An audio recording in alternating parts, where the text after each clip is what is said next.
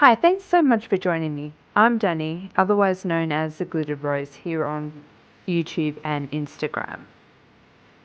I recently got this lovely die set from Spellbinders. It's from Bibi Cameron's collection called Pugs and Cats. I couldn't wait to use it. So I thought I'd do something a little bit different, and I would do a comparison. I'll do two pugs, same colours, but show you the difference of when you shade and when you don't shade. Um, I think shading adds a lot of dimension, a lot more character. It does add a little bit more time, but really they go together so quickly. Um, Please mind their eyes. I've popped some glossy accents on them and they haven't dried yet, so they're still a little bit cloudy, but I just wanted to get this video together, so I couldn't be bothered waiting.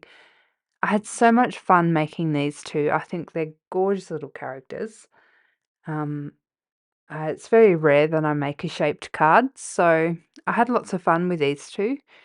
If this is of interest, please be sure to stick around, hit the like button, subscribe, and let me know down below which one you like more. Do you like the shaded character or the non-shaded? I think they're both really sweet. Alright, let's get into it. Okay, so to make things a bit quicker, I've done all my die cutting off camera. You don't need to watch me doing that. And I've just got a grey card base. So to make this the 3D version of it, I've just folded a piece of cardstock and then I've popped my die on top of the fold. So there's got to be a tiny little gap up the top so it doesn't cut it into two pieces, if that makes sense. So it's taken me a little while to work out how to do this, but you just have to remember to leave a little bit of a gap, and that will be your fold at the top. As you're die cutting two pieces of thick cardstock, so two layers, just tape it down and then you can send it through more than once if you need to. I was really impressed with how well my die cut machine handled um, two layers of quite thick cardstock.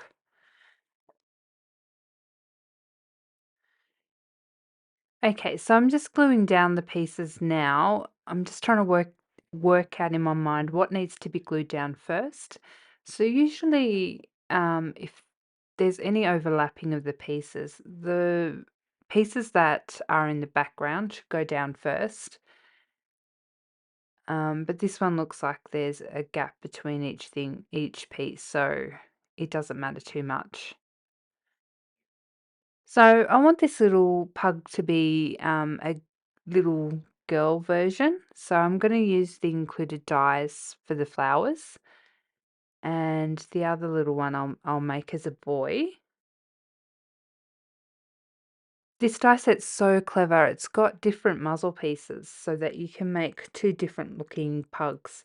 I think one pug looks like it's smiling and the other one looks a bit grumpy. So we might have the happy looking girl as a girl, sorry, and then the grumpy one can be the boy. Those eye patches should have gone on first, so I'll just remove the muzzle and pop the eyes on. You have a little bit of working time with a glue like Belly Arts, so it doesn't matter too much, which is helpful.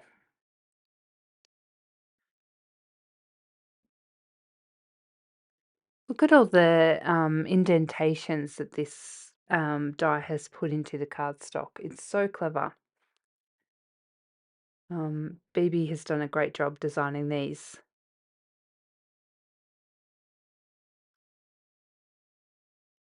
As I'm putting her together, I'm really appreciating how well designed this is. There's markings to let you know where most of the pieces go, but it all goes together so easily. It really does make for quick cards. Um, and the pieces are nice and large. I do like this sort of die cutting. I'll make sure that I speed up this section so that you're not sitting here watching me put it together for too long. And I'll probably pop the next pug together off camera.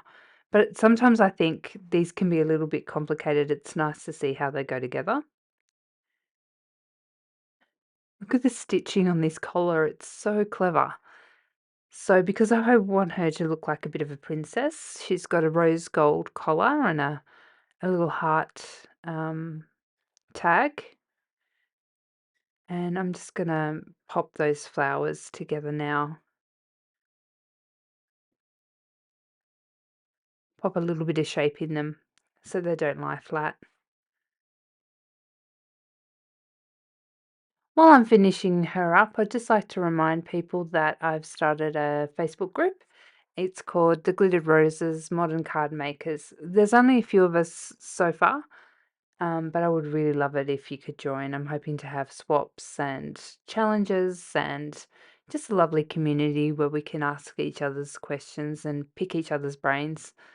It's always nice to have a community around you. I think hobbies are better when you share it with other people. I'm really loving how she's looking. I think she's such a cute little thing and really easy to put together. You know, I whisked her up in 20 minutes or something. So there she is, all finished. Let's get on to the next one.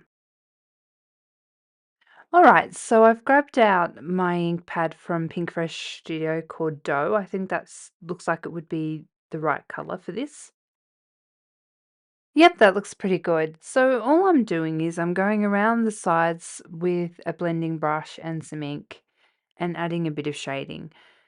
So you need to keep in mind that you can add more shading once it's together, but there will be bits and pieces that you won't be able to get into. So you best to do a little bit of shading um, before it goes together, and then you can finish off later.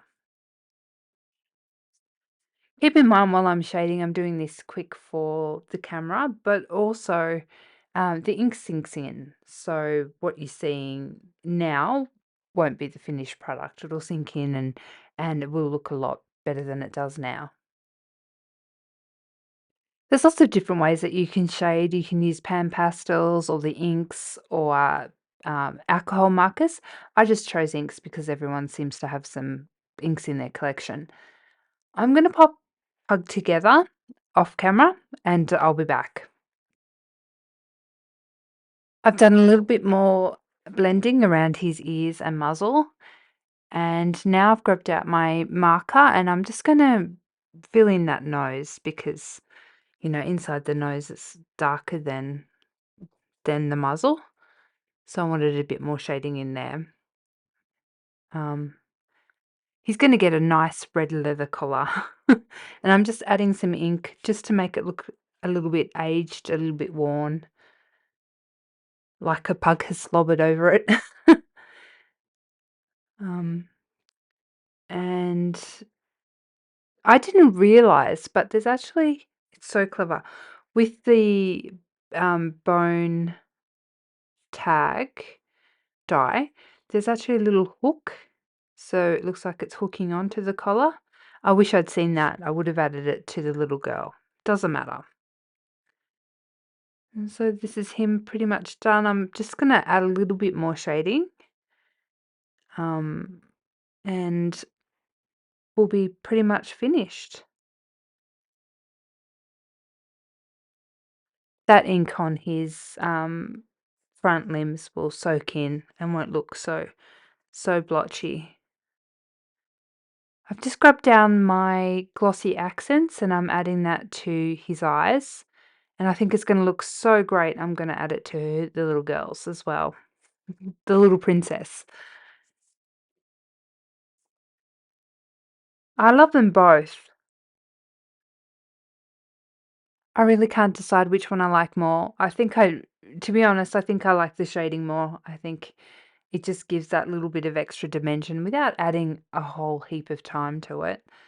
But, you know, for a quick card, Little Princess is gorgeous as well. And those glossy accents just finish it.